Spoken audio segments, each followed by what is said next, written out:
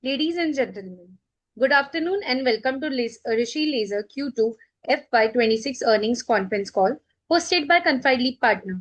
As a reminder, all the participants' line will be in listen mode only, and there will be an opportunity for you to ask questions further the presentation concludes.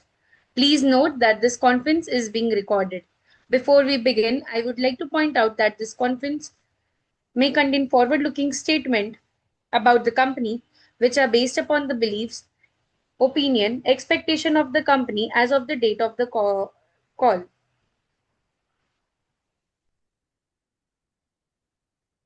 These statements do not guarantee future performance of the company, and it may involve risks and uncertainties that are difficult to predict. Participants are requested to ask two to three questions at a flow so that everyone is entertained utilizing the management time. I would now like to hand over the floor to Mr. Rajneesh from Confidely Partner. Thank you, and over to you, Rajneesh. Thank you. Good day, ladies and gentlemen. Rajneesh Mishra from Confidely Partners. We represent the investor relation for Rishi Laser Limited. On behalf of Confidely Partners, I warmly welcome you all to Rishi Laser Q2 FY26 earnings conference call. The company is today represented by Mr. Harshad Patel, Managing Director, and Mr. Ganesh Agarwal, Chief Financial Officer of the company. With this, I would now like to hand over the call to Mr. Harshad Patel for his opening remarks. Thank you, and over to you, Yeah, sir. thanks, Rajnish. So good afternoon, everyone, and welcome to this Q2 earnings call. Warm welcome to all participants who are joining for the first time. We really appreciate your interest and look forward to taking you through the journey and progress. We are pleased to share a major milestone this quarter. Our new plant at Malur has successfully commenced operation. Facility has already begun proving over 1,000 parts for Caterpillar, which we previously supplied from our Bomsandra plant. As part of this ramp up, manpower costs in the current quarter will be elevated since we are deploying resources at both the plants. This is a deliberate investment to ensure uninterrupted supply, build buffer stock, and complete the reproving from the new plant. While this places short-term pressure on margins, it's a strategic step for sustainable growth. Looking ahead, robotic automation, particularly in welding, will be the game changer. It will differentiate us within our supplier category, improve efficiency, and unlock many new opportunities with this customer. In addition, our new paint shop facility is expected to go on stream in Q4 of this financial year, further enhancing our capabilities and broadening the scope of our services that we can offer. The revenue contribution from Malur plant will begin in Q4 of this year, with a significant ramp up expected in next financial year. We are now at final stage of transitioning operations, which will be completed by end of November. Parallelly, new RFQs are being processed and first articles are being proven on the robots. This transformation represents a forward-looking investment that positions us to scale our business substantially in the years ahead. Let me now speak about the financial performance for the quarter. In Q2 26, revenue was at 42.9 crores as against 39.14 crores in Q2 25 and 41 crores in Q1 26. This was a marginal growth of 9.8% and 4.65% over the previous respective quarters. To some extent, the growth has been muted due to lower steel prices in the current year as compared to last year. EBITDA improved from 3.57 crores in Q2 25 to 4.6 crores in 26, with margins growing from 9.1% to 9.93%, primarily due to better product mix. On half-yearly basis, revenues for 6 months FY26 increased to 84 crores, up from 76 crores in the previous year. and EBITDA went up from 6.5 crores to 8.25 crores, with margins improving by about 100 basis points. Overall, the financials reflect steady growth, improving operating leverage, and stable profitability. Despite sluggish demand from the earth-moving industry, we have achieved some growth because of improved utilization at our Pune and Vadodara plants, as well as improved exports. Our customers from the earth-moving industry have indicated a significant ramp-up of output by about 30% from January 26 onward. We are adding new customers at our Bomsundra plant to occupy the capacity released by the shifting of Caterpillar business to the new facility. Looking ahead, our focus remains on sustainable double-digit growth, driving further margin improvement, accelerating automation, and expanding our presence in the high-potential sectors like electricals and construction equipment. Before we move ahead, I'd like to take this opportunity to extend my sincere gratitude to all our investors, partners, employees, and stakeholders for their continued trust and support. With that, I now open the floor for any questions that you may have. Participants are requested to raise their hands for the question. Also, one can raise their question in the Q&A box. Now, we have Mr. Guneet Singh. Sir, you may unmute and introduce yourself. Hi, I'm audible. Yes, yes. So, our margins were before FY23 were about 4% or less, and currently they're at 9%. So, what is the reason for increase in margins from 4 to 9%? Yeah. Okay. Further, anything else? You want me to ask all the questions Yeah, right? please. Yes, please do that. Yeah, so that I can answer them all at a time. So, Yeah. are these margins sustainable in the long run? Uh, my next question would be, what is our current capacity and what is the revenue potential from our existing capacity, excluding the new Bangalore plant? And what is the current capacity utilization? And my third question would be about the Bangalore plant. So, at what level of revenues will the plant break even? And by when should revenue start flowing in from the Bangalore plant? And I would like to understand the ramping up of the plant. So in FY26, what kind of revenue would be coming in from the Bangalore plant? And by FY27, and what should be the expected, since you mentioned that margins would be under pressure because of that. So what should be the expected loss from the Bangalore plant for the coming quarter or for the second half of FY26? Right. Got it. So I think if we go back a few years, the margins have been continuously becoming little better. Primarily, our raw material consumption, that means the operating margin, raw material consumption to sales ratio, that has been improving. That is due to better processes, and more than that, I would say that the kind of orders that we are executing are of a little bit more complex nature than what we used to do in the past. So that is leading to better kind of margins than before. And we have kept a threshold also for accepting orders. If there is a lower than a certain value addition, we try not to get into that because it's over competitive and it keeps us busy doing work which may generate revenue in the short run, but doesn't really work out much. The orders which are a little bit more complicated, where some engineering work has to be done, that those are the orders which take little bit more time to mature and to be able to do those kind of businesses we have been adding over a period of time, and that is what is improving the margins. and that process still continues. Recently, we have also gone for some very specialized welding jobs for a customer in Pune, and which again is at a much better margins than our normal what we work at. So this is a continuous process, and as we technologically improve on some of these areas, it is adding to our margin. So we have operationally not had much benefit in the last 2 3 years. Turnovers have not gone up much, but margins have sort of been improving slowly and steadily. Your question, is it sustainable? I would say yes, it is sustainable.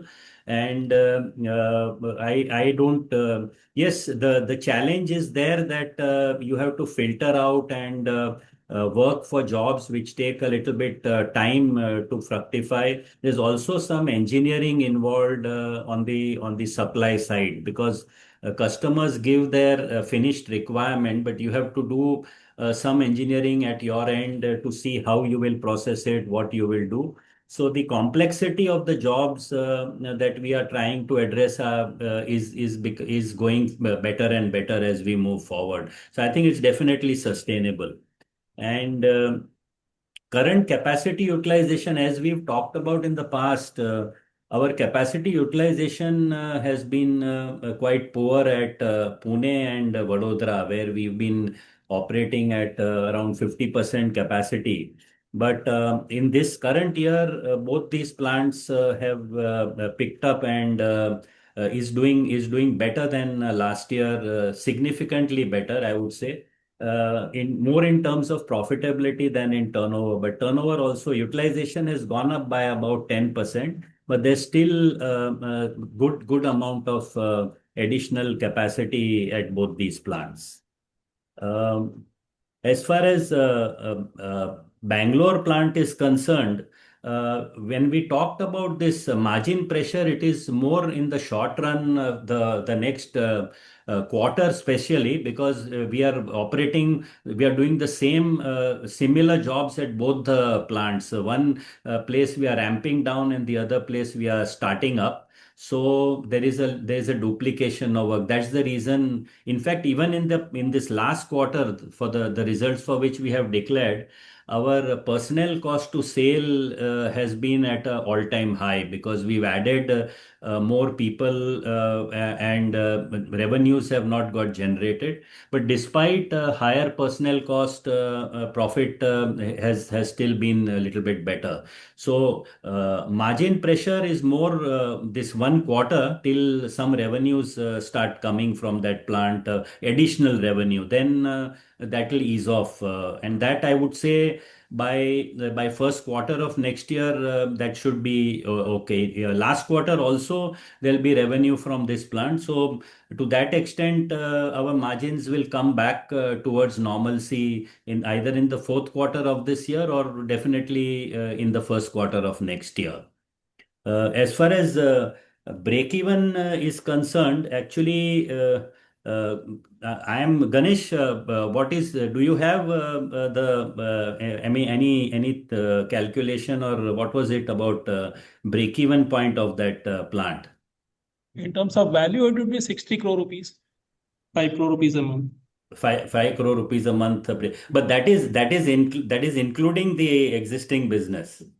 Yes, Including yes, that. Yeah, yes. 5 crores. Okay, right. Yeah, so that is that's about break even. And revenues, as we mentioned, as of today, what has happened is most of our energy has gone in only because when even if you shift the same part from one plant to the other, you have to go through the whole process of approval of the new facility for every single part. So a lot of energy has gone into that, but parallelly, new articles are also being developed, but all the new articles now onwards are likely to come with a clause that they must be done on robots. This the proving out on robots has its own I mean time scale. All the robots are installed now. Fixturing is also done, and new part processing is also being done. Approvals are will yet have to start coming in, but that will also be in place by December. And the new part supplies also will start going in from January. The ramp up in that will come more after our paint shop is commissioned, because one of the bottlenecks today is the painting, because we are getting the painting done outside, and there is a limited scope of increasing the jobs outside because of quality concerns and other things, especially with regard to export.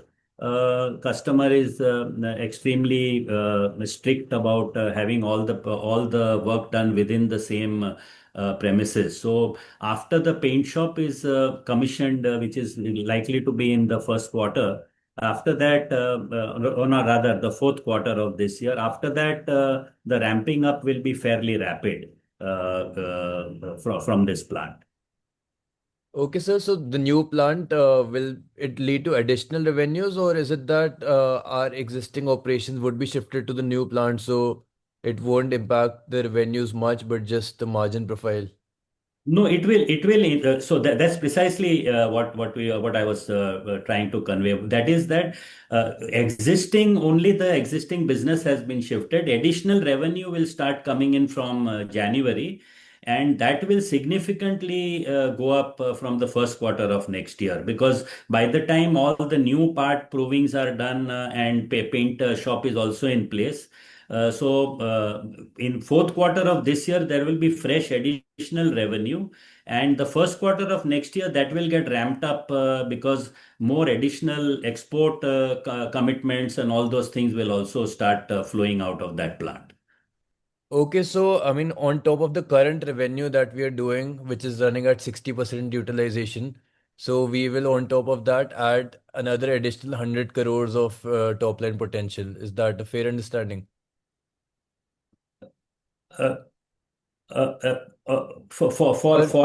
no, see the potential for that particular plant we are talking about was something like 100 crores coming out of that plant over a period of next 2 3 years. Out of that, if we say that about 4 crores of 3.5 crores of business has moved from the old plant, so additional 6.5 crores revenue has to be generated from there, which will happen over the course of the next 2 years, which will take it to about 100 crores in a year. Okay, so what would be the total revenue potential, including everything after the commissioning, including new plant, the old plant? So the revenue potential also is dependent a lot on because as I mentioned, the capacity utilization at Pune and Baroda is less, and Pune now is ramping up also quite nicely with more and more inquiries coming from primarily from overseas sources. So that will depend a lot on how much those things fructify quickly. But that is a little bit it's not. I would say it's a little bit difficult to give right away in how quickly this will happen. But the potential for improvement, I mean, at both at Pune and Baroda combined is another, you can say, 4 crores a month in a year or year and a half's time. Okay, sir. I mean, I don't want a timeline, but if you can just assume that if the plants run at 80% utilization, all the plants, so what kind of revenues we can achieve hypothetically? Uh, Ganesh, what would that be with Pune and Baroda being in place as well? including the new Yeah, plant. including the new plant. Yeah. At 80% utilization is 250 crore rupees. okay, right. All Yeah, right, yeah. got it. And sir, The challenge, in this is that in this kind of business is that the time it is not that you are putting up an assembly line and then taking out production. So there are only certain numbers of parts which you can productionize over a period of a month. The whole timeline from the time you receive the drawing till the parts are proved and the first small batch is taken. It's a whole rigorous process which takes anywhere between 3 to 4 months. So this is the whole pipeline of business which is staggered. So over a period of time, continuously you are developing more new parts and adding them to your portfolio and going ahead. So significant amount of work there is has been done, but because all this has to be automated and supplied with robots, because now the customer, as far as Caterpillar is concerned, their focus is completely on they would prefer customers to have high levels of automation, and that's what is going to be our strength, because we are ahead of the curve as far as their entire supply chain is concerned. We have the highest level of automation in their entire supply chain from India. So that is going to help us to be able to sort of attract more business now, both for domestic as well as for exports. got it, sir. So, sir, what kind of a top line and what kind of margins are you expecting for FY27? Say the top line would be about 20% growth over this year, and margins also should be higher because of operational efficiency, because that is what has been holding us back. Otherwise, our value addition is quite good, but this additional turnover should help us to improve margins by anywhere between 1.5 to 2% at EBIT level. All right, sir, got it. Yeah. Thank you very much. Thanks, Gunit. Yeah, thank you very much. Okay, please go ahead. Just a quick reminder to everyone, if you have question, please raise your hand using the reaction tab. Also, one can request the question in the Q&A box. Next, we have Mr. Rahul Jain. Sir, you may unmute and introduce yourself. Thanks for the opportunity. Good evening, Harshad Bhai and Ganesh. Nice to see the numbers which have come in. Of course, you mentioned that we have been flat on revenues roughly, or not much growth, but we have done quite well in terms of our margins, both on the gross and the EBITDA level. In fact, our gross margins and EBITDA margins both are at the highest level for last almost 3-4 years now, or almost 10 to 12 quarters. So since I was on the margins part, so this quarter we have reported about 49% gross margins. Previous quarter it was about 46.5. For last 4-5 quarters, 4 quarters we have been around somewhere between 47 and 49, with the latest quarter being at 49. So Arshad Bhai, as we go forward, this product mix which is coming, with this margin which has come in September quarter, is it due to certain product mix changes? And going forward, do we expect our gross margins to remain in this band of 47 to 50%, or can they be a bit higher with the new plant coming in?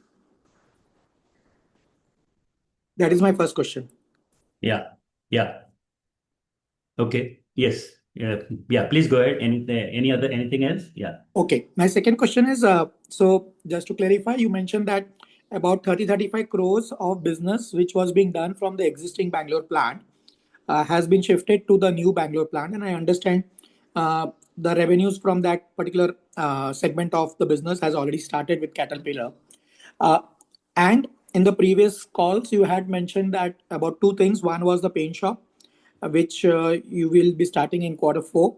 And then there were some specifications required by our client, which you mentioned in the previous call. I understand that was related to automation and robotics, which is almost complete now.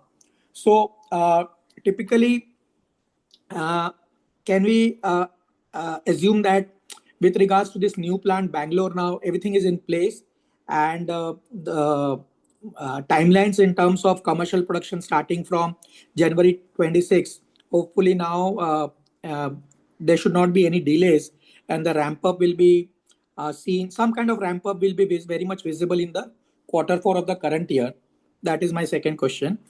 Yeah. Third is with regards to Caterpillar. You had mentioned in the previous call about the opportunities on mining and also with regards to the aftermarket opportunities, aftermarket for Caterpillar and also on the exports front. So if you can share some more details in case there are some further inquiries or some kind of forecast being given by both Caterpillar and some other customers for the coming times in regards to this particular aspect. Right. Got it. Yeah. And last question, sir. Apart from Caterpillar, if you can share some details about some of the other customers like Schneider, Emerson, Volvo, Komatsu, and maybe some new customers which have been added. If you could share more details on that, whether we are getting some kind of feelers from there in terms of new business or the existing business ramp up or some new components which they are ready to give to us.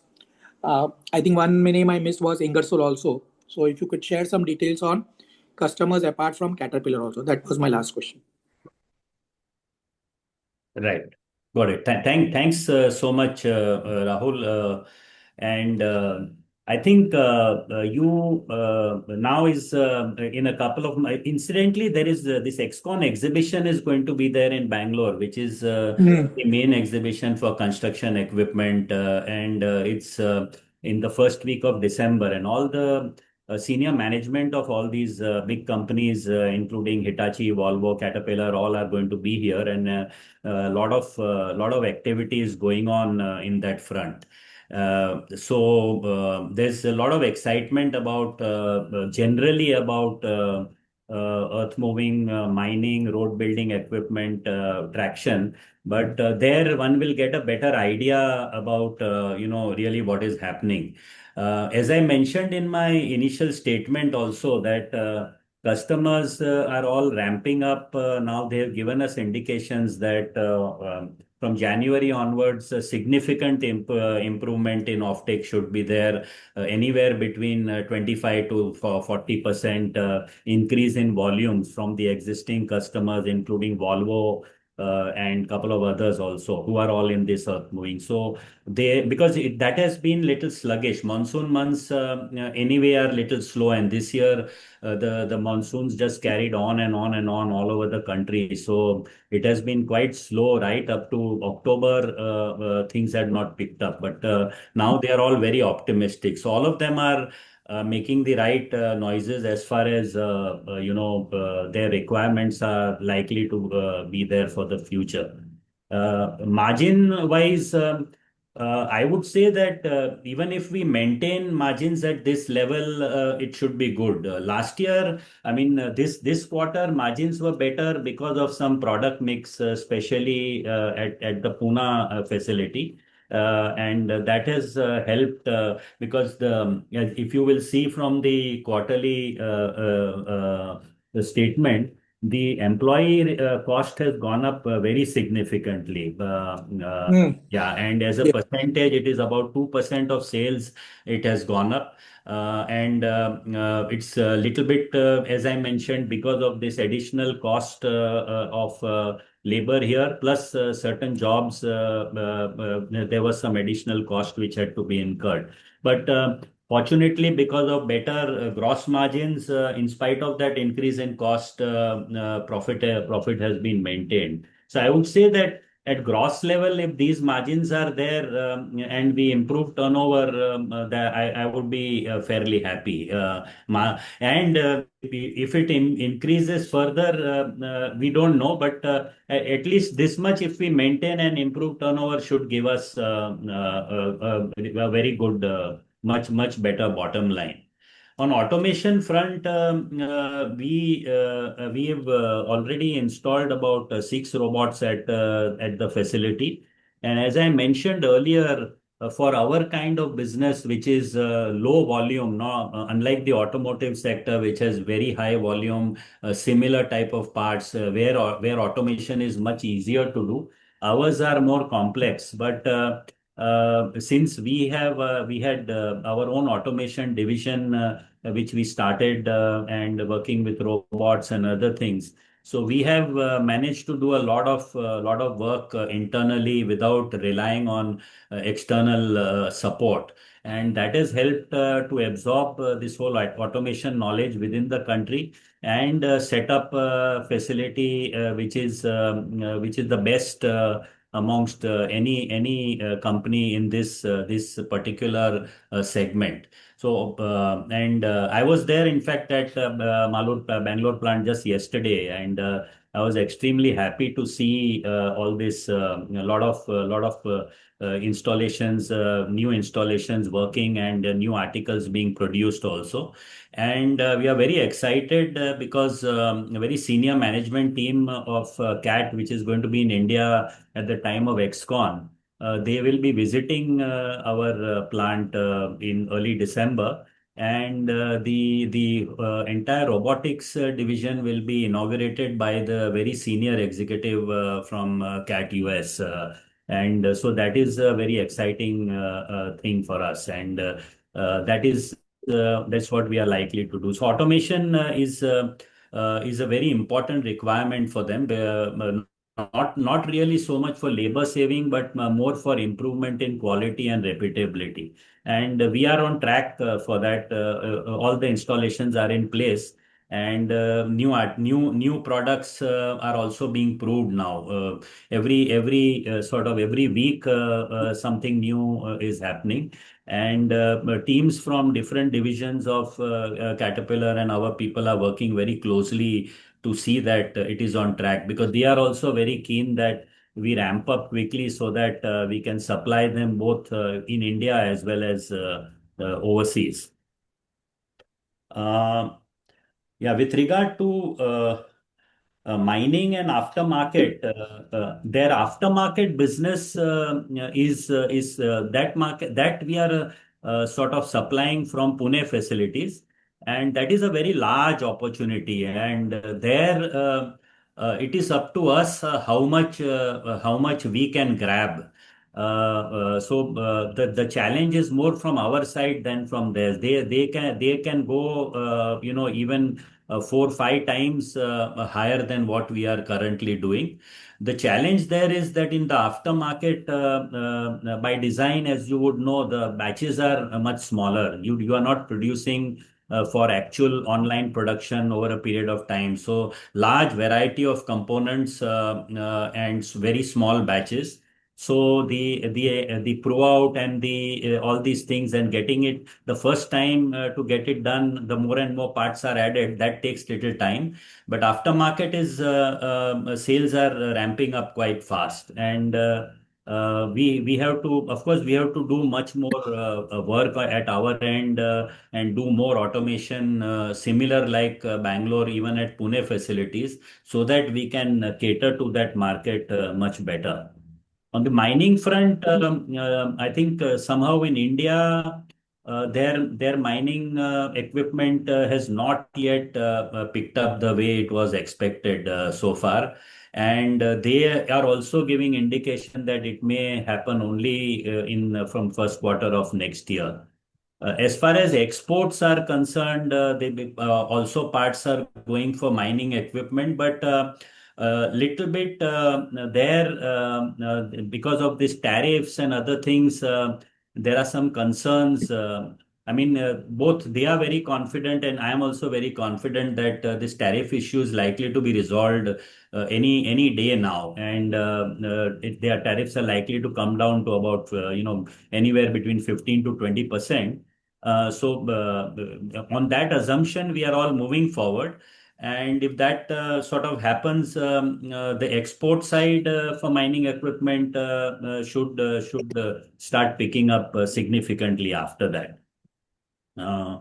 As far as uh, you talked about, yeah, other customers. Unfortunately, some of the other customers out of Gujarat plant, whether it is Schneider or Ingersoll Rand, both are not really firing that well. They are whatever there. In fact, Schneider especially was to have this year very record. They are in very good space also because, as you know, in electrical sector, transformer and the switchgear segment for distribution is really booming. And they are also in the right space, but I think they seem to have some internal issues. They have also doubled their in capacity, but their lifting has not yet picked up to that extent. And they are also been keeping on postponing the additional volumes, which were to have ramped up by this third quarter of this year. But it's still looking a little bit iffy. And I'm not really clear what seems to be the problem, but their ramp up has not happened the way it was expected. Ingersoll Rand has recently just commissioned a new plant in Sanand. It was just about a few weeks back. That was also quite delayed. And with that, they are going to sort of rationalize their product range. So the smaller compressors, all that will remain at the existing facilities, and the bigger ones which go into big steel plants and other big where the margins are much better, that will move to the new facility, and they'll be able to ramp up significantly. So going forward next year, I think Ingersoll Rand should have a very good growth coming from there once their new plant comes. I mean, it started, it's just inaugurated, but still work is. It's not yet really fully yet operational. I think they're just a little bit going slow. I don't know why, but next year onwards, they should be able to ramp up quite well. Uh, I missed out something, Rahul. What was that? No, I think so Hmm? basically Emerson and Volvo. Yeah. So Volvo is ramping up very significantly. They are bringing new models into the country, and so they are. Yesterday during my Bangalore visit, last 2 days, I was also at Volvo facility. So they are also talking of much better volumes out of India. Emerson in between they were slightly slow, but now Emerson and two or three other customers at Pune, all the export customers, new customers have been added, and those businesses are sort of likely to pick up also going forward.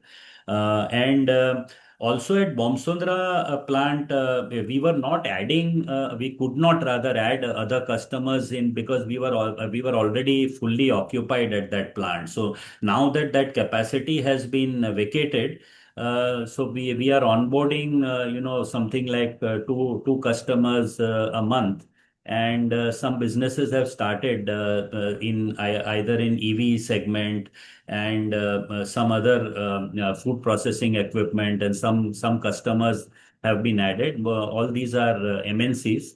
And those businesses also should pick up quite a lot. Actually, this downturn, or I would not say downturn, but sluggishness in the yellow goods market over the last 5 6 months has held back the southern business, whereas other businesses have been fairly okay. So now once this yellow goods start coming back on stream from this next quarter, I think businesses should definitely start looking up. That's so nice to hear, Arshad bhai. And I understand. So typically, with this new plant coming up and starting commercials in a quarter or so, uh, I think we are at an inflection point. Is that a right way to look at it? I think so. Yes. We are. Actually, it is little late. It took much longer to do this whole process of shifting as well as automation.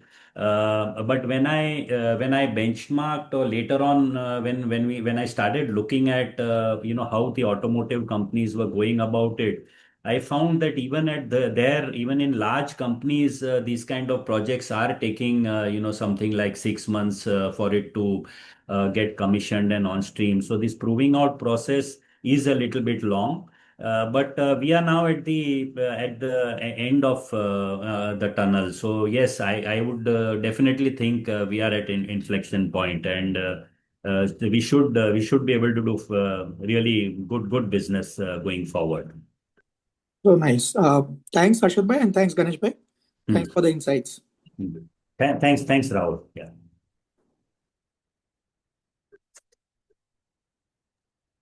Just a quick reminder for everyone, if you have question, please raise your hand using the reaction tab.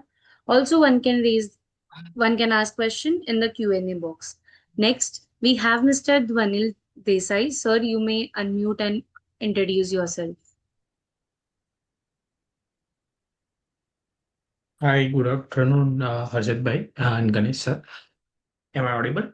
Yes, please. Yes. Yes.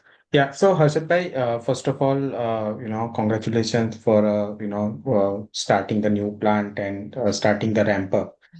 So my first question is more of a clarification. But if I understand correctly, our old Boomsendra plant was doing around 70-80 crore of revenue, and new plant, at full utilization, as and when it happens, will do around 100 crore. So is this understanding correct? And secondly, a question related to that, as we move existing cat products to the new plant, how do we see the utilization of Boomsendra plant again coming back to that 80-90% that we used to do? What will it take for us to reach that level, time frame, customer addition? If you can talk more on that. Sir, second question is on the new plant. I think paint shop, as you rightly said, has been delayed for various reasons, and we are now expecting that it will start from Q4 onwards. So, sir, how do we how confident we are that from Q4 onwards, the paint shop, will start and there won't be any further delay? Because I think in our earlier interaction, you were indicated that for larger parts, to kind of, get through and start ramp up, we need paint shop in place. Do we see that happening in Q4, or there may be a possibility of further delay in paint shop? And on the once the paint shop is operational, in terms of product approval process, will there be a lag between, when the paint shop is operational and the ramp up of the new larger parts, because those will be the new parts. So the first article and the entire process that you guys go through with CAT, will it take time or will it be a simultaneous process? And question related to that is that next year should we see at least incremental 20-30% business other than what we have moved from Boomsendra plant coming from the new plant? That is my second question. And third question, sir, is actually on the Gujarat plant. We have been talking about that we are looking for some kind of a retail sales to fill up the capacity, even though it may come at a lower margin. So, any progress on that front, if you can elaborate. Yeah. Yeah. Thanks, Dwanil. Yeah. So, yeah, as far as what you talked about the capacity, though we were doing something like 60 crores or so from Bomsandra plant, but that was under a lot of strain, and that plant is not really that is not the right. It is actually was running at even beyond capacity. That's why it was overcrowded, and there were some issues. Customers were also not satisfied that from the angle of safety and from angle of flow of the material, etc. So I would say that the existing Bangalore facility, the old one, we should keep that capacity as something like 48 to 50 crores. About 4 crores a month is what it should be able to run in a nice and a proper manner. And the new plant, which is something like three times bigger than that, If we just directly extrapolate three times, it comes to about 120 crores. But we feel that 100 crores is what we are initially thinking in terms of that. But with painting and all that being done in-house, if things move smoothly and orders ramp up, obviously over a period of time, it could cross that also. So capacity-wise, we can say that between both the Bangalore plants, you're talking in terms of something like 150 crores if they are operating at 80% capacity. Now, how quickly we reach that is the major sort of challenge. So at the Bomsondra plant, as I just mentioned in the previous answer also, that we are onboarding customers now, and we feel that we should be able to reach those the capacity levels, earlier capacity. Say now with this movement out from here of CAT business, that factory would be running at something like 40 to 50, 45% capacity. The balance capacity, we hope to get it filled up in within the next year. So that and the new factory, both combined, should give us a growth of 25% at least in the south as compared to before. South, not including Chennai, but I'm just talking of Bangalore itself. A paint shop, the biggest, highest amount. I mean, two things took a lot of time. One was the signing off on what kind of paint shop is required, because this was all being tailor made to see that not only we set up facilities for existing work being done, but also for the kind of work which may flow in the future. And the future work is we had to take a little bit broader view, and we are also talking in categories and parts which currently we are not in those categories at all. Little bit medium fab. Today, our 80% of the business coming from them is all light fab. Now we want to move into medium fab, so the size and the weight of the parts will be much higher. So the paint shop design and signing off by customer took little bit time. And the larger amount of time actually after that was unfortunately the government approval, because these paint facilities, once you put it is coming in a red category under the pollution control laws. And that permission has unfortunately got it was very much delayed, and that's the reason. And we did not want to place orders for equipment without permission being in place, because once you order equipment, and if the authorities make you change the design or the layout or anything, then you could get stuck. So we could not order for the equipment till all this happened. But this is all done now. Orders, the entire system orders have been placed, and it will come in two phases. So some of the deliveries of parts and all that have started coming this month itself, and it will come into the factory, and it will be implemented in two phases. First, the smaller size paint shop will be put up where the existing parts, which today we are sending either to old factory to paint or to outside sources, that will be first internalized.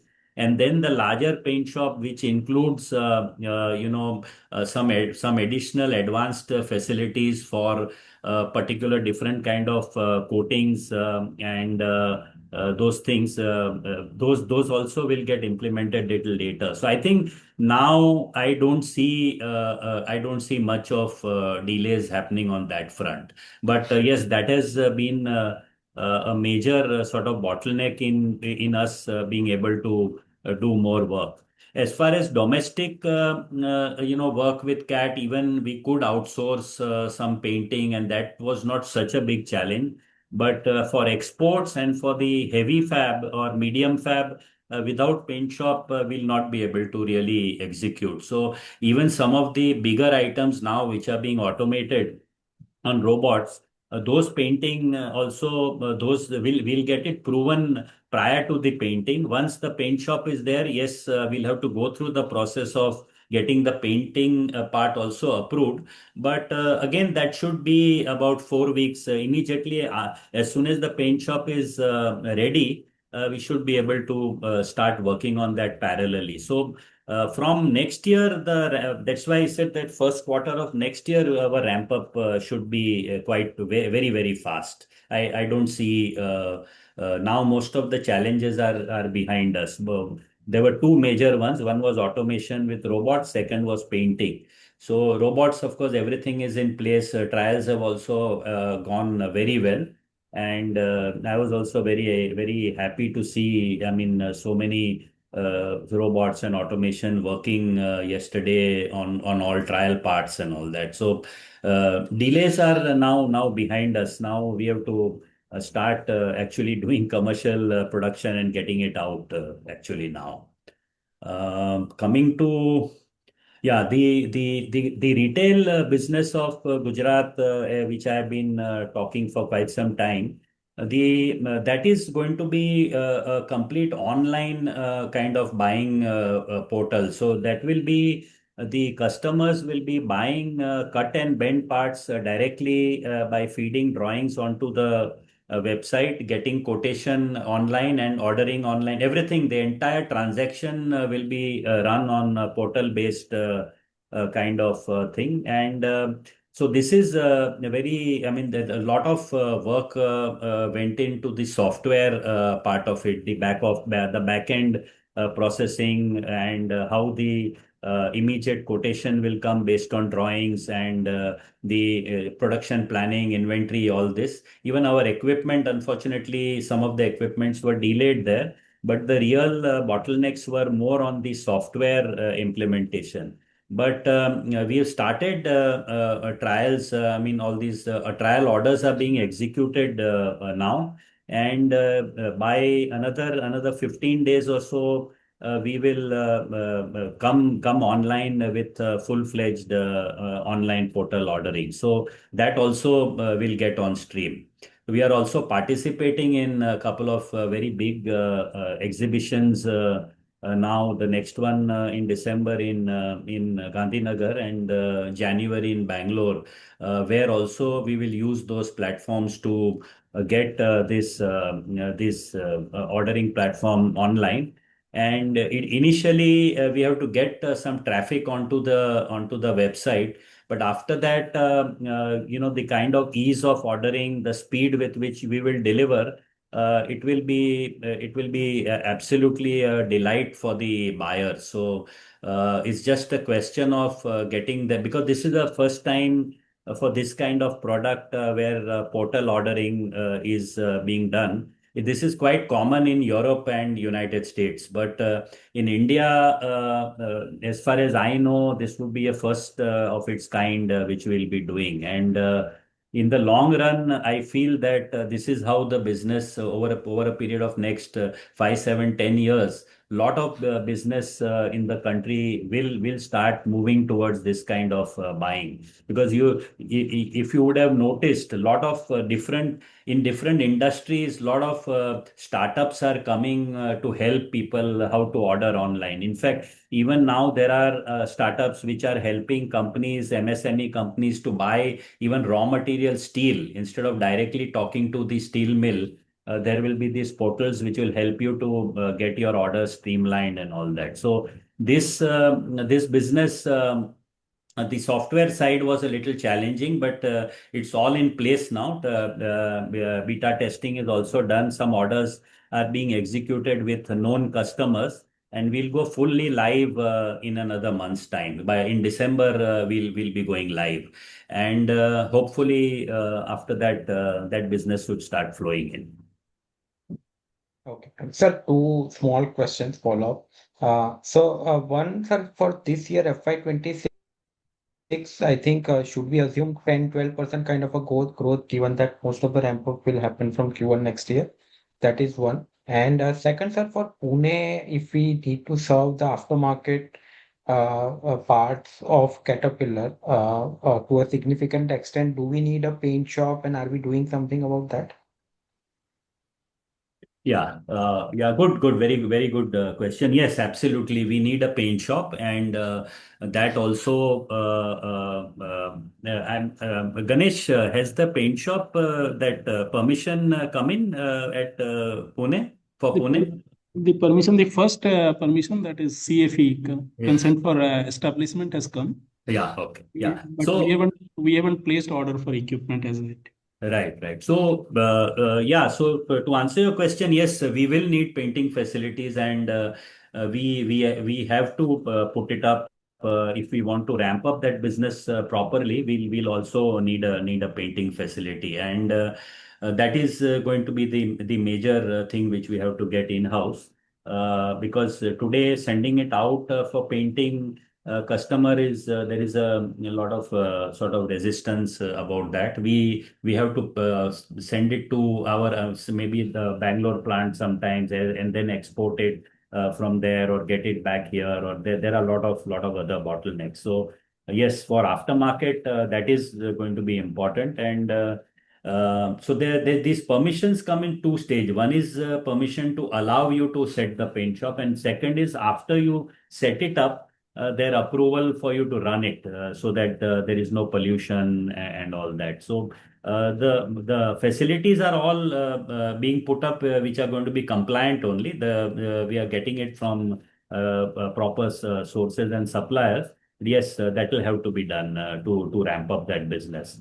Then there again, as I said, if we can do, we not if we, but we must also have to invest little bit in automation, so that we can do much more volume with high variety, without having too many more people in the system. So both these things will have to be done very, and then that business should be, that is the aftermarket business. The advantage is the margins are higher because volumes are low, and second is that business is not cyclical really, because there's huge population of the machines in the market. So unlike the main business of the earth moving industry, which is very cyclical, so and they have very deep cycles, and this aftermarket business is very steady, because that goes on irrespective of what the main business is. So that's how we are. So we'll have to address that. Yeah. So that FY26, should we look at 10%, Yes. 10 Oh, to yeah. 11? Yes. I think it should be. Yes. It'll be over 10%, and with only this maybe the third quarter slightly dip in margins, but fourth quarter onwards again margin also should be back on stream. So yes, we can see that much growth. And as I Great. Wish you mentioned, all the best. because the steel prices in the current year are lower than last year, so to that extent, your sales reflect slightly lower. Even though the volume is higher, the rupee value is it's a deflated value actually. So that is probably that is also the reason. Maybe the margin also looks slightly better, because the sale, if it was at the old selling prices of higher steel, the sales would have been higher actually. Very useful, sir. Wish you all the best. Thank you. Thanks so much. Thank you. Just a quick reminder for everyone, if you have question, please raise your hand using the reaction tab. Also, one can post their question in the Q&A box. Next, we have Mr. Rahul Singhania. Sir, you may unmute and introduce yourself.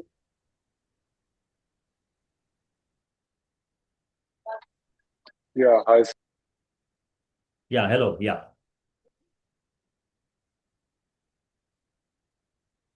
Yeah, please go ahead.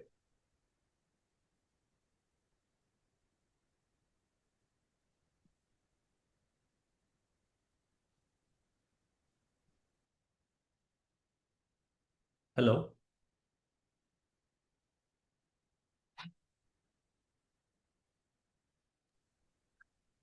Hello. Can you hear me, sir? I can hear you now. Yeah, Yes, yeah. please go ahead. Yeah. Sorry, I was on mute. So the Bangalore facility will be fully ramped up in 3 years according to the projection. So how can we make sure that volume demand will match the additional capacity, especially as you mentioned, when construction machinery demand is cyclical? Right.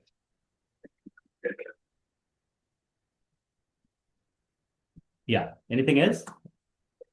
Yes, so one more thing I wanted to ask that we have diversification across 6 plants and 70 odd welders or so, Right. but this has not yet translated into market leadership or a significantly larger revenue base.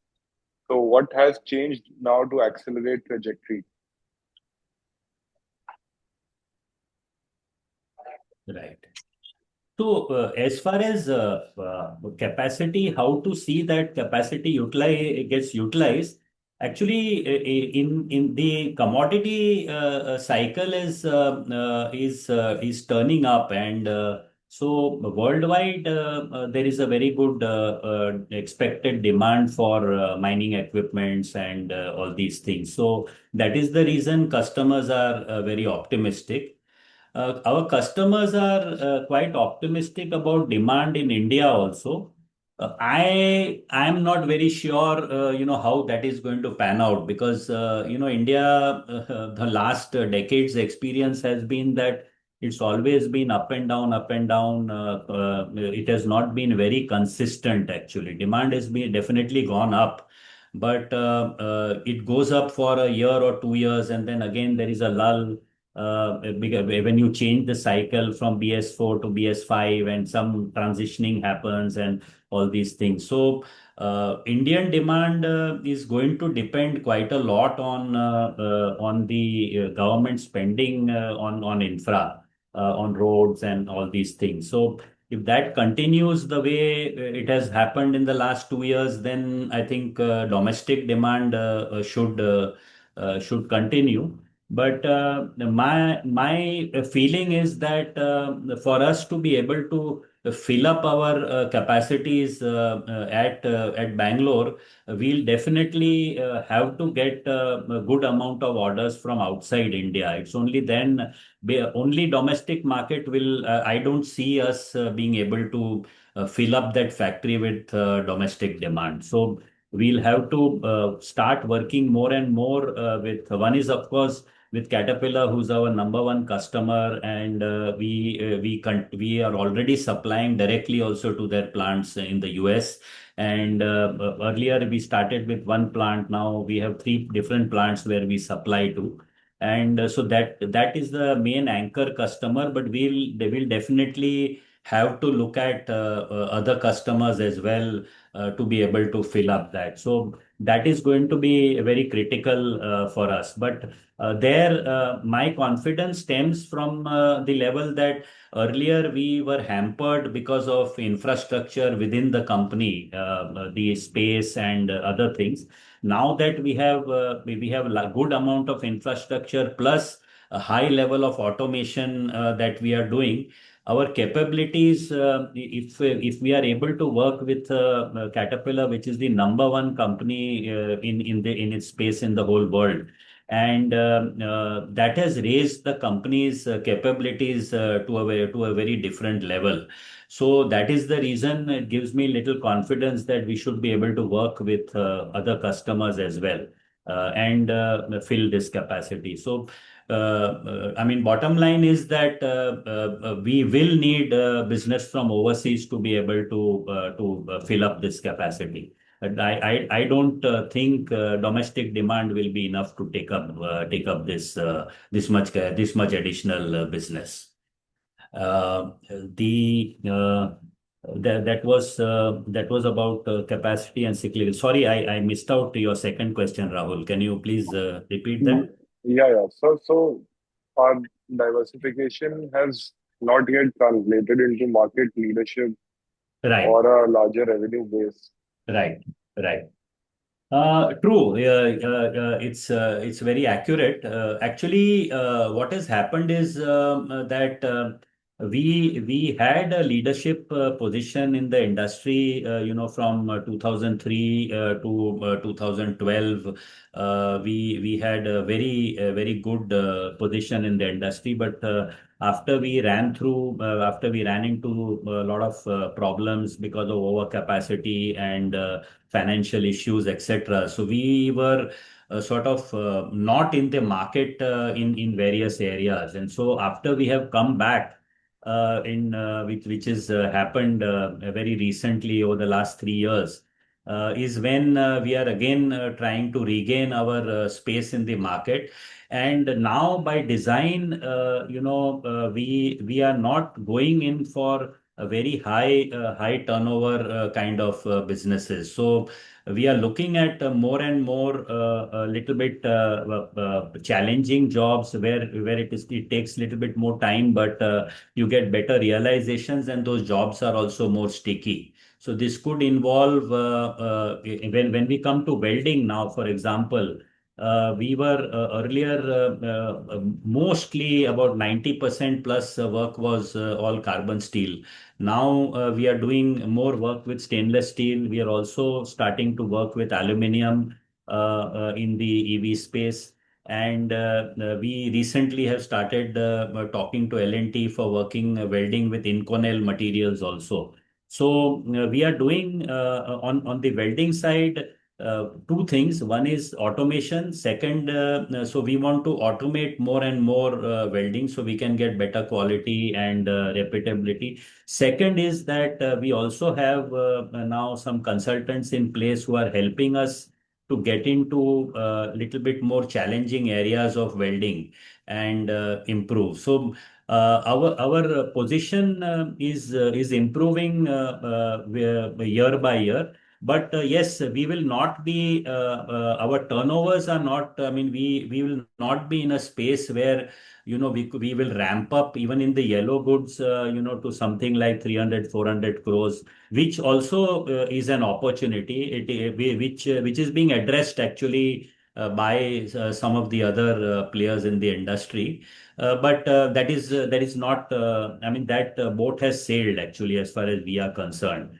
So we are not doing many of the parts like buckets and some of the low value added parts in the earth moving industry. But as against that, we recently also added one customer in Pune, an American company which is making some road making equipment, which required, sorry, it's a German company, which for the first time they are making those components outside of Germany because those machines were being made for India.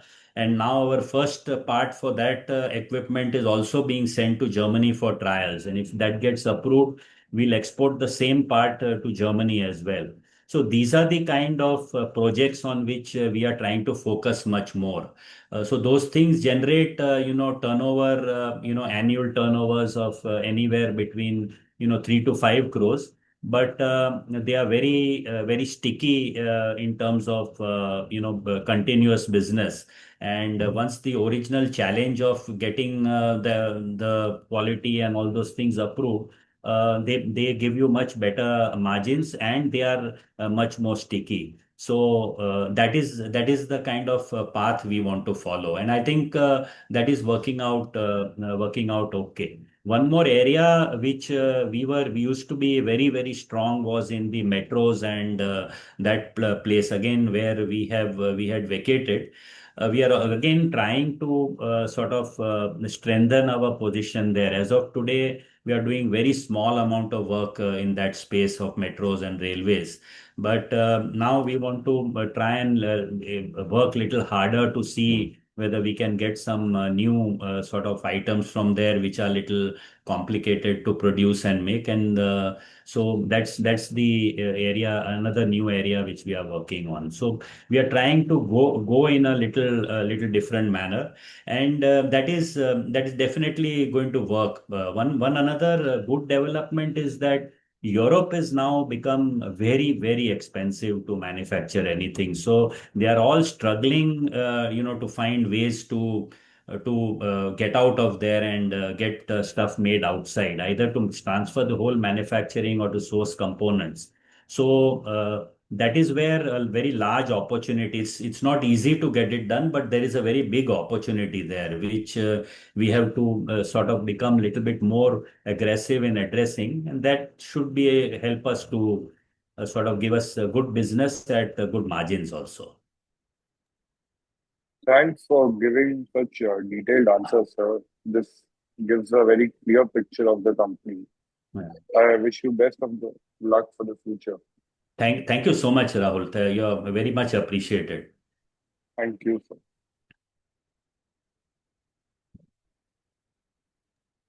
Just a quick reminder to everyone, if you have question, please raise your hand using the reaction tab.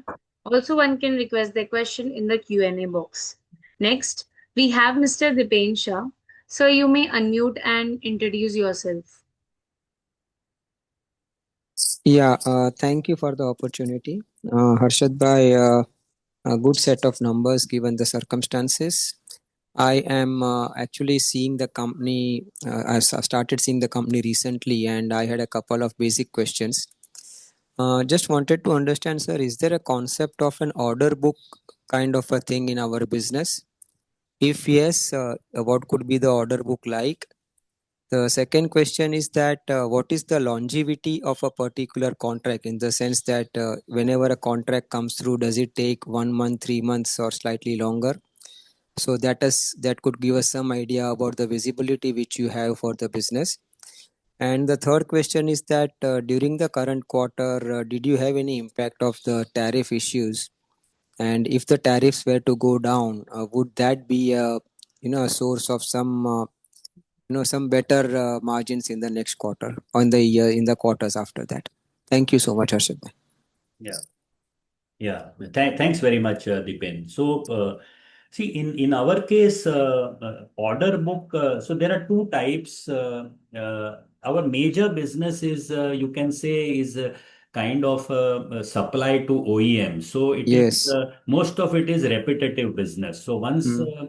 you have some articles which you have started supplying, then you will continue to supply those items, and your business will depend on the volumes of your customer. So if his sales go up, your volumes will go up. Mm.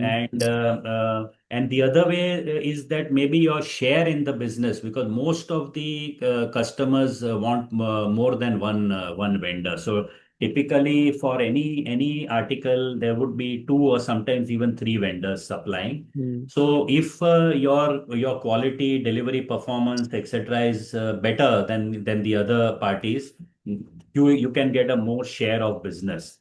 So the two ways to look at it is, one is your share of business from the customers. Second is those the so order book as such, we don't have a value order book, but typically for each customer we have an idea that that okay, this customer, if he runs at a certain, I mean, their run rate is, let's say for example, 50 lakhs a month is what they are picking up.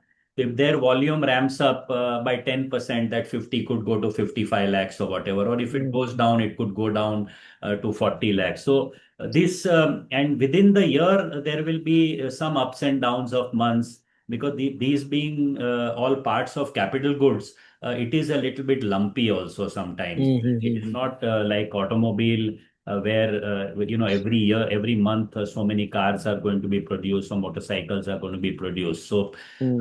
of course, in earth moving equipment, there is a little bit more regularity. But in other types of equipments which are going to OEM, which could be, for companies, any other engineering companies, Mm. Sulzer or windmill Mm. companies, or so many other companies, though it is always going to be dependent on their volumes. Business is very sticky in this industry, because it is too much of a pain for a customer to change his supplier, because Sure. they have to go through a lot of headaches. So unless you really goof up with a company on quality or on some other parameter, by and large, customers tend to stick with you.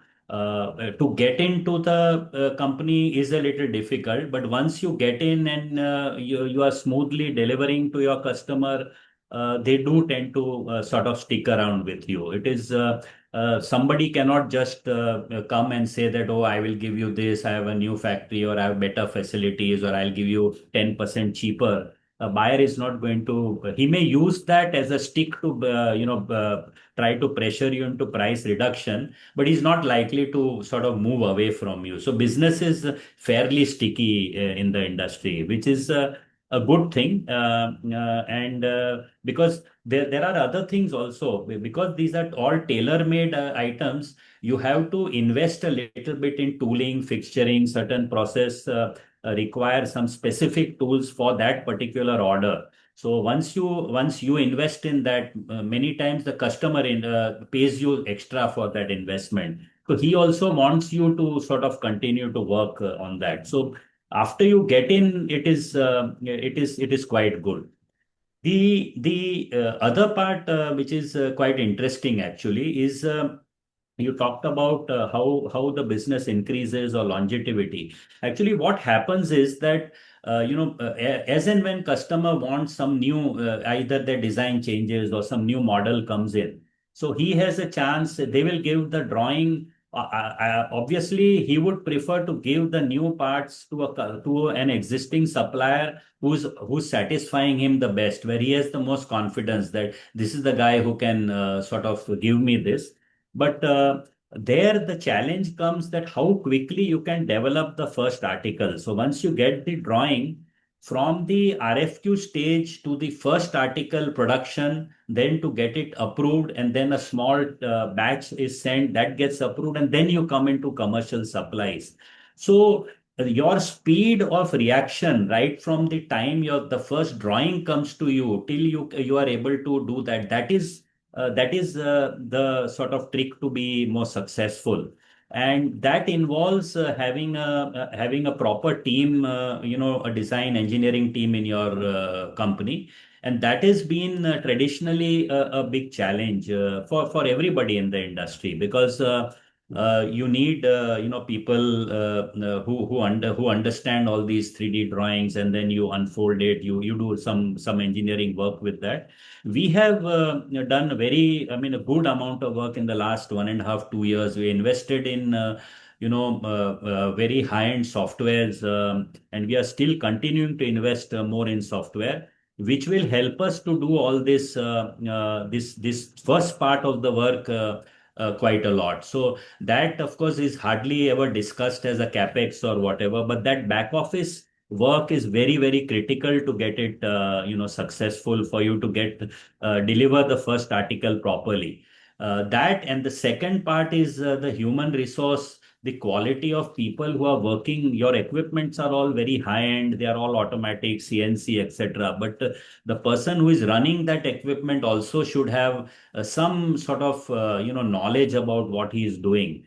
And that is another very challenging aspect of the business. So we have been working very hard on that front over the last maybe 18 months, and continue to do so. So two ways. One is investing in software, training people on that. And at least I think we would have spent close to 1 crore of rupees on this, on the various softwares licenses at different plants. And second part is on the human capital side. We have now a full-fledged training center in the company, where we train our staff. A training officer at a fairly senior level, he's full time there to train and upgrade the quality of staff, so that they are able to do the work properly and get it out. Because though it may look that these are automatic, highly automatic machines, you just have to press a button and things happen. But since ours is not a repetitive high volume business, every time you are doing something different, some even a small changes are made in drawings, it requires some kind of work to be done on the shop floor and all that. So we are investing quite a lot on the back end side of the business. And that is the harder part of the easier part is to put up the machines and put up a factory. But the people area and this software, that was proving to be more challenging. But we have done a good significant work, and that has also definitely helped in improving our volumes, because now our time from which you receive an inquiry to the time you are able to give a quote, or to able to give the first article, that has been shortened. And customer is looking to reduce that cycle time even further, because even just yesterday in my meeting at Volvo, the head of purchase, he told that only that in India we are giving you 8 weeks to do this, whereas in China we get it done in 2 weeks. So why can't you all bring it down to 4 weeks? And he was absolutely right in demanding this. So I think those challenges we have to address, and that will improve customer satisfaction to a great extent, and then the business will flow more. And there also we are on track. Especially a very good amount of good work has been done at Pune facilities on this front, and that is what is giving better sort of response to especially the foreign customers are much more demanding, because typically in India, we are over busy doing things and we don't quickly respond. We don't give even the quotation sometimes takes 7 days to give, because so much of drawings have to be read. So that there we are investing in automation, software, all these things. So that part is also helping to sort of improve the pipeline of the more RFQs you are able to handle, the more business you'll be able to do. So that part we have worked quite a lot on that, and it's giving very good result. Coming to tariff, actually tariff has not impacted us in any way directly. Means any orders which were in place have not been affected, but additional business which was being targeted is slightly. I mean, again, there all the engineering side work, approvals, all that is going on. But the business is not likely. I mean, business may get hampered if the tariff is not reduced. So we tariff reduction is going to be a little important for us also going forward. But most all the indications I'm getting from overseas as well as in India is that this will happen very, very quickly. I mean, in a very short period of time.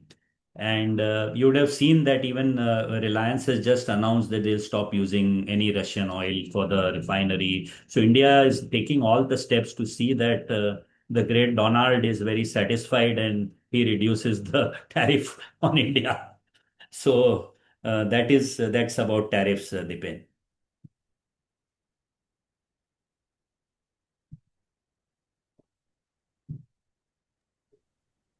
Dipen sir, if you are trying to speak, you are on mute. Yeah, sorry, sir. Thank you so much for your detailed reply and all the very best to you, sir. Thank you, Dipen. Yeah. Just a quick reminder for everyone, if you have question, please, I'm sorry. Just a quick reminder for everyone, if you have question, please raise your hand using the reaction tab. Also, one can request the question in the Q&A box.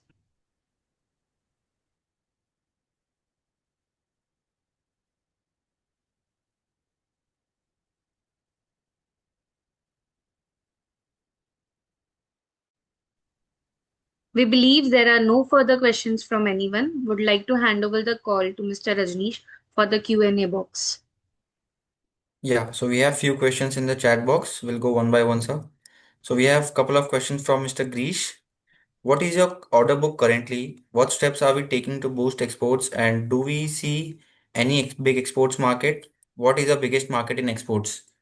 Second question from Mr. Grish is, could you elaborate about the journey of automation and how it would add to a top line and bottom line? Harshad sir, over to you. Yeah. So, as I mentioned earlier, order book is, I mean, suppose, I mean, say today our current monthly run rate is something like 13 crores. So visibility is anywhere, I mean, around 14, 15 crores is the kind of monthly sort of call-offs which come from the companies. And then some of them towards the end of the month say, oh, we don't want it this month, you go into the next month, etc. So for us to have higher turnover, that's the number that we have to increase. And so more orders coming into pipeline, partly from existing customers and partly from new customers. We have been a little bit weak in adding more new customers. That has been a slight area of concern over the last few years. But now I think this year we have added more new customers, and many of them have very good business look going forward. Some of these customers are existing, they are doing that work in-house and they want to outsource it now because they feel that this is not their core area of strength and expertise. So they are moving it out. These involve some special kinds of welding and other things. So those kind of things are helping us to get more orders into the order pipeline funnel.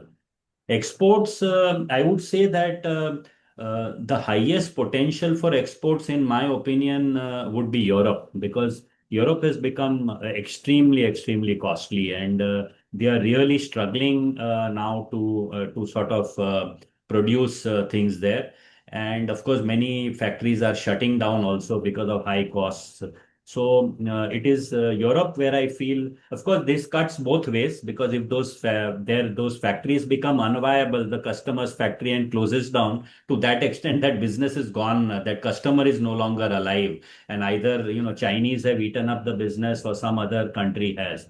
But to the extent customers who are sort of carrying on, they are all looking to sort of outsource. Highest, I would put it. Western Europe has is very sort of keen to look at. But we have inquiries coming from all over the world, including Australia and United States as well. And some of these companies also are setting up buying offices in India, and they typically start off with castings, forgings, and all that, which India is already fairly strong and well placed, and then they come on to the fabricated items because fabrication items, the proving time and the amount of work that is involved is much more. And so they typically come in a little bit, come into the orders a little later. But that is happening as we speak, and it should continue to increase according to me. But it has been a little longer journey there also than what we expected. But it's moving on the right track. Automation is an area which is very dear to me, and we, I mean, absolutely are on an attack mode and ahead of the curve in the sense that because custom, I personally feel that we if we focus too much on immediate ROI, that till I prove that automation is going to be cheaper than doing it manually. What happens is that you sometimes are not able to give the kind of quality, repeatability, or timely delivery because of problems of human resource. So my thinking and strategy is that you should automate right away as fast as possible and ensure that your quality and delivery is good so that business will flow. It is the other way around. If you automate, you'll be able to get more business rather than thinking that if I get more business, I will automate. In my opinion, it's the other way around, and I think that is where India, I mean, as a nation, we are. What I am finding is that people have been little bit slow in going for automation. As I had discussed earlier, also we have started this automation division about maybe a year ago, 9 months, and last 3 4 months we are getting good traction. We have started selling now robots and cobots fairly regularly. Every month we have some orders now coming in, and we are seeing good amount of traction. Next year, I expect even automation business to pick up, and hopefully, if the way I see trends moving, we could even be doing about 10 crores of even sales of automation products to other companies. And in-house, of course, wherever automation is possible on welding and on surface finishing, other areas, we are installing robots every month. One or two robots are being installed. So my hope is that large part of our welding we will move towards on the automation side. And it has taken a little bit time initially, but now it is moving very, very fast. So, I mean, we have now our new Bangalore plant is really state of the art in that. It's state of the art, of course, is a cliche, but I would still like to say that in this case it is true. So yes, automation within the company is moving very fast, and we also are looking to make it as a good new vertical of business, even for outsiders. So I think that's about automation. Okay, sir. Hope Giriji, your question has been answered. Next question we have from Mr. Pranav Mishra. Steel fabrication is a working capital heavy business. Could you quantify any increase in inventory days and receivables days post expansion? How tight is liquidity currently? Second question. You highlight presence across industries like railways, T&D, construction, etc. But which one segment is still driving majority of the growth? What happens if infra railway orders slow down? Third question. Tube segment's entry is recent. What is incremental margin profile versus legacy sheet metal? When will this contribute more than 10% of revenues and how we see in upcoming future? Harshad sir, over to you. Yeah, so you're right. Working capital cycle is could be an area of concern in our kind of business, because you buy raw material on cash immediate payment, and you sell on credit anywhere between 45 to 90 days. But our working capital is, I would say, the best in the entire industry, and you will not find a company with such a low working capital fund deployment in the entire industry. And I think this has more happened due to the when we passed through a very severe finance crunch. We started, I mean, by design, we could not do business wherever the working capital blockage was more, where either the credit was more and stuff like that. So automatically, the whole way of addressing the business became that our working capital, cycle should be very small, and that is why even with a business of about 150 crores, we have a working capital CC limit of just about 3-4 crores, which typically for any other company would be anywhere between 20-25 crores.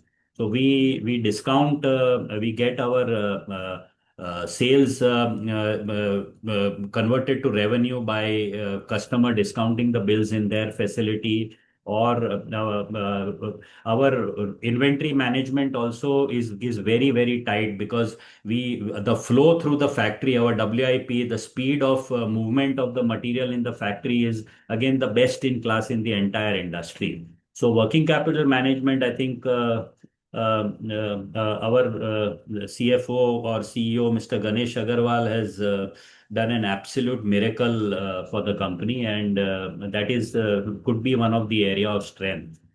As far as concentration of business is concerned, today more than 50% of the business, I would say maybe close to 60% of the business is coming from yellow goods sector, which is by yellow goods we mean earth moving, mining, road making equipment, construction, machinery, and that whole sector. So yes, we are overexposed to that particular area, and if there is a major sort of slump in infrastructure spending, definitely that could impact business.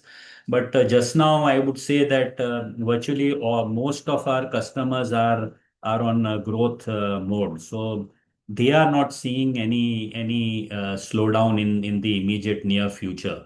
So I don't think. I think it's a good thing to be in that area of business, and everybody is in a quite an optimistic mood just now. So hopefully that should be that should sort of that is not a risk in the short term, according to me. As far as tube business is concerned, unfortunately, we have sort of been struggling to get get the right breakthroughs.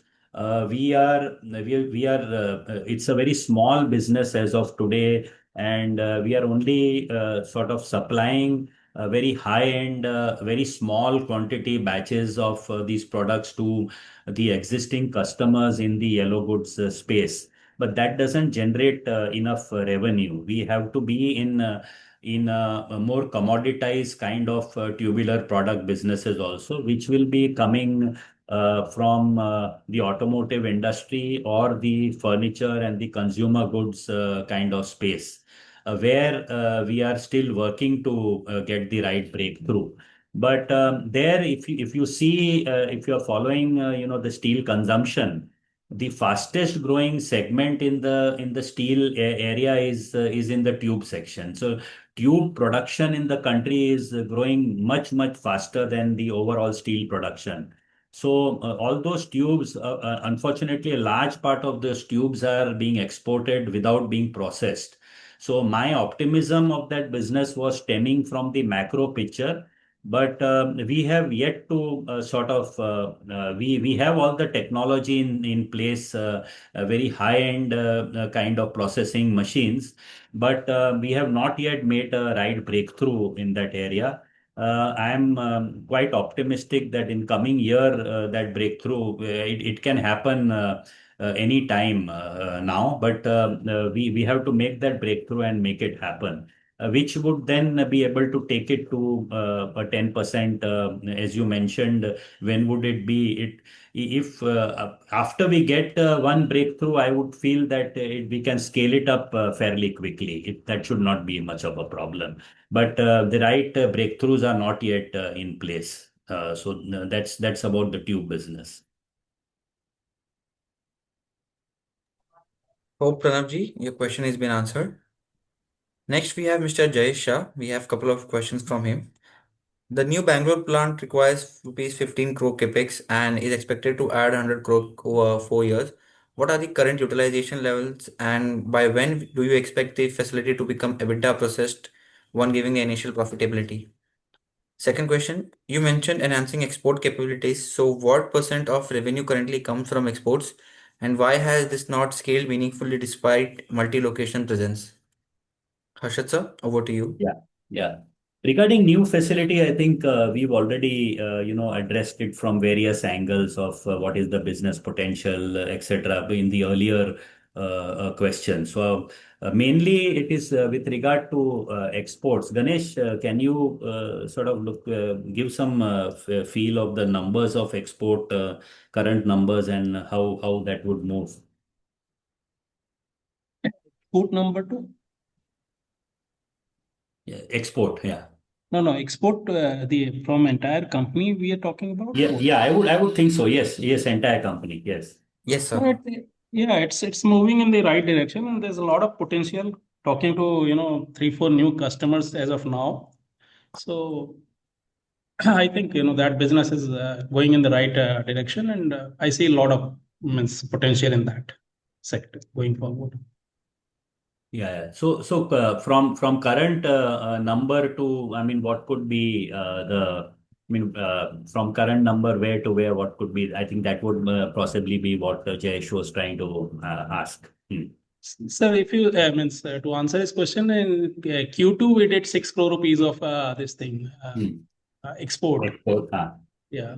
right. So yeah, we can extrapolate that in that. And if this 3, 4 customers who we are talking to right now, if those customers, that business materializes, then I think there would be a 20, 25, 30% jump in that minimum. So, yeah. So in export, I will only add one more thing, that many of these companies are talking very large business. So initially they may sort of start with, just, maybe a small $100,000 kind of thing. But they are giving indications that if some of these things fall in place, it could be very large business. And some of these items that we are looking at are from very different industries which we have not worked with in the past also. So those are the kind of inquiries which are coming. And what we've now done is that earlier we were trying to restrict the kind of jobs we were looking at. But now we have broadened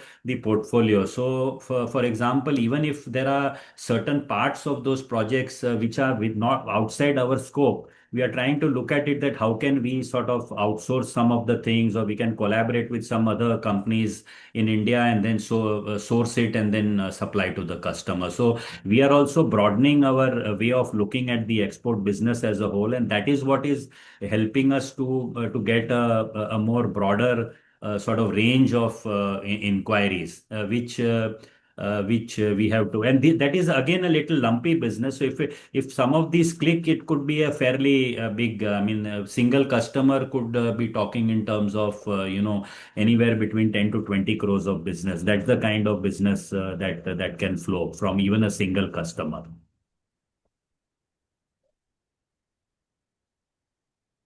Hope Jayesh, your question has been answered. Next, we have Mr. Anshul Jain. You are now entering a scale-up phase with automation, new segments, and export ambition.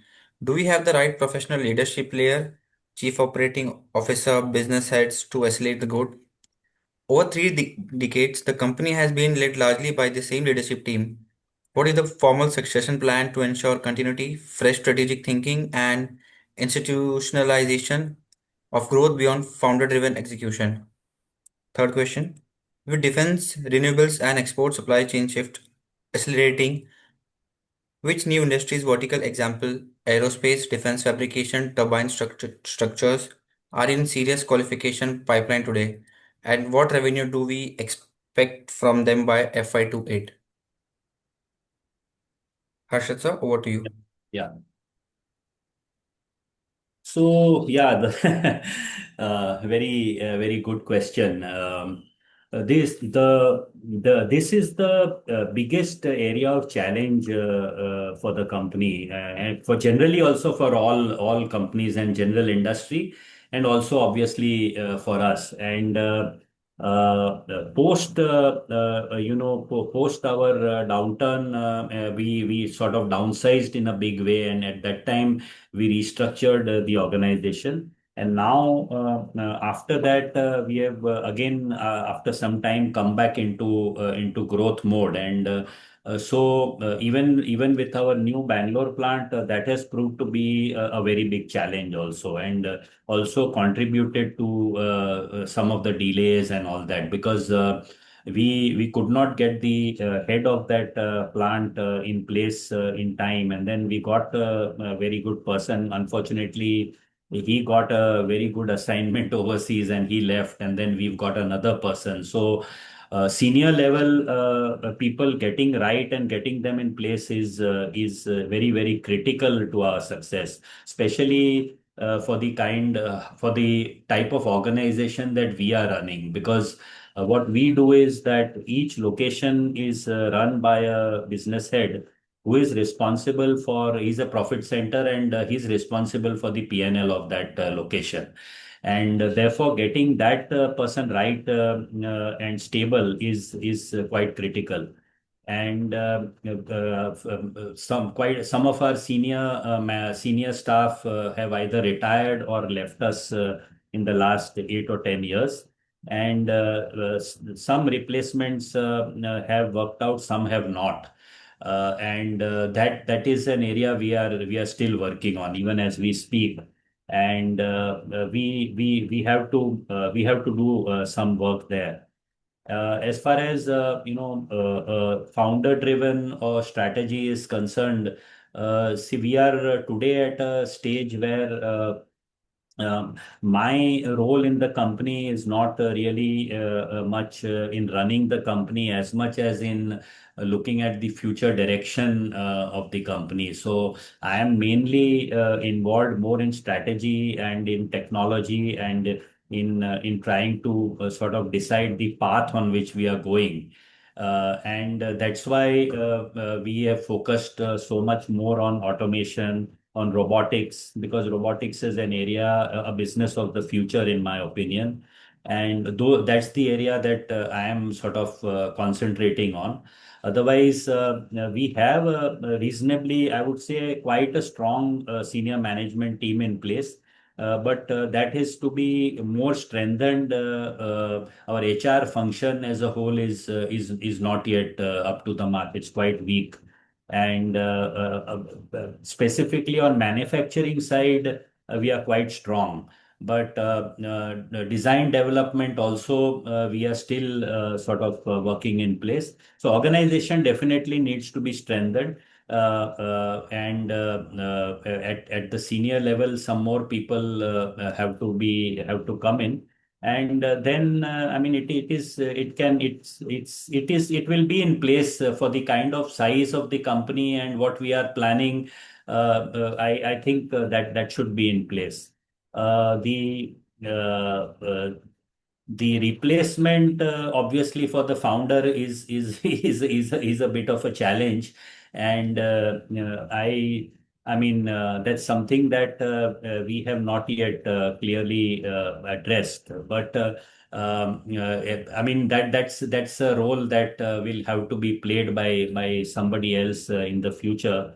But that is not yet not yet 100% clear, what it is. But the management team is by and large in place and it is being strengthened. But yes, that is an area where we there is a gap, and that gap needs to be worked on. That is my again my personal area of focus is that to see that that is strengthened, because that is what is going to drive the business, so from marketing area and marketing angle, and some of the other sort of leadership challenges. But fortunately now most of our business heads are in place. Some more addition has to be done, and that should be okay, at least in the over the short run of 3 years, according to me. All right, sir. So we have last question from Mr. Sonak Mayani. Why is promoter holding so low? Any plans of increasing holding? Yes.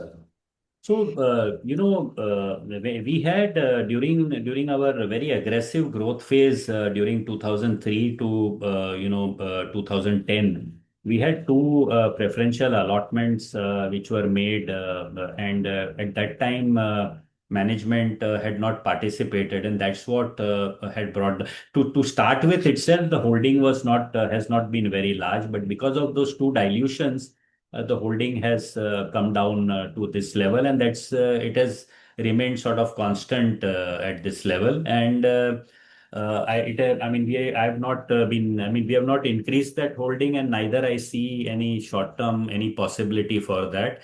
We recently had a small preferential allotment as well, but there promoters have also taken equivalent amount to their current holding. So the stake is likely to remain this level. I don't see in very short, I mean, in the near term, our ability to sort of increase stake beyond this level. And this is an historic sort of, I won't say problem, but a situation, let me put it. And that's what it is, Hmm.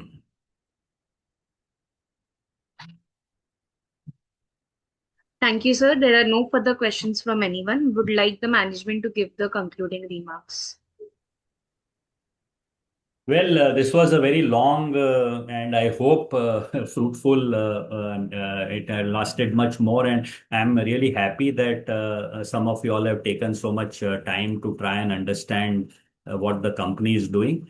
I would urge some of you, if you all have time, to sometime visit our new facilities and see in reality what is being done there. It will be quite interesting and exciting.